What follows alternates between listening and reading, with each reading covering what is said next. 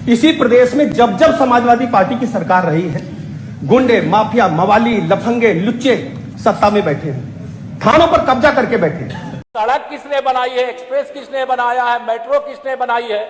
जैसे लगता है आपने सैफई की जमीन बेच करके ये सब बनवा दिया है। तुमने घर के अपने पिताजी से पैसा लाते हो बनाने के लिए? तुमने राशन बांटा है तो पिताजी ने क्या बात है?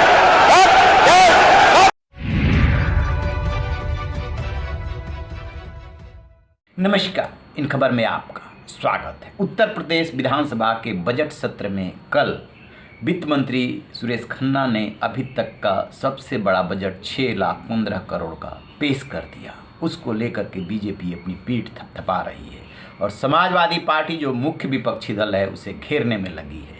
लेकिन बजट से यदि इतर बात करें तो जो सोमवार से कार्यवाही शुरू हुई थी उसके बाद से लगातार बीजेपी और सपा आमने सामने हैं, खास तौर से प्रतिपक्ष के नेता अखिलेश यादव।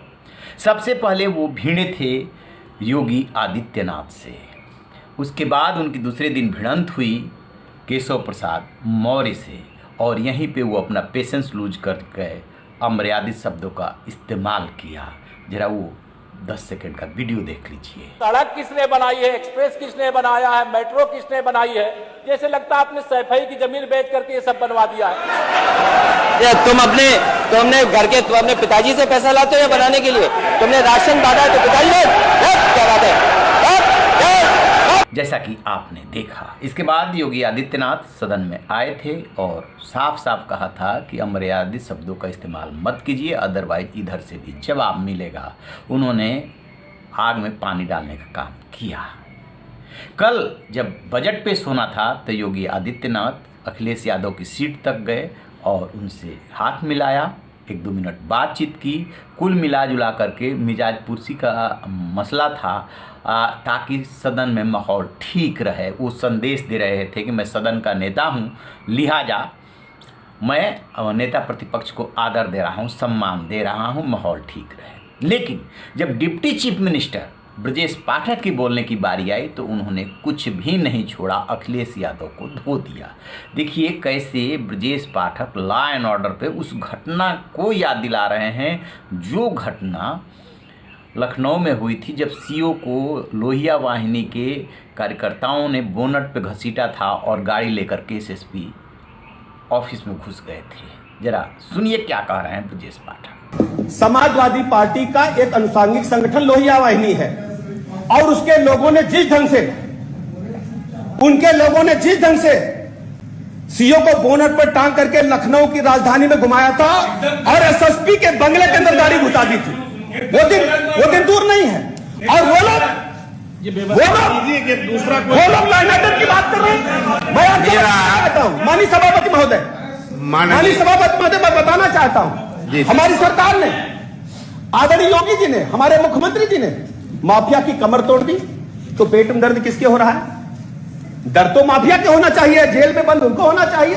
दर्द किधर है भाइयों, बताओ दर्द किधर है? दर्द किधर है? जो माफिया के दम पर अपना पेट पालते थे, सरकारें चलाते थे, लोगों को डाइवर्ट करते थे, गुमराह करते थे, सत्ता पर कब्जा करते थे, उनके पेट में दर्द हो रहा है, इनको डाइजिन चाहिए। जैसा कि आपने सुना, ब्रजेश पाठक गिना रहे हैं, बता रहे हैं कि किस तरह से सीएम योगी आदित्यनाथ के नेतृत्व में गुंडे और माफियाओं पे लगाम लगा है। समाजवादी पार्टी बात करेगी लॉ एंड ऑर्डर की, जिसके की कार्यकर्ता ही गुंडे हैं, वो बात करेंगे। और फिर एक बार उन्होंने बोलना शुरू किया तो बोलते ही गए।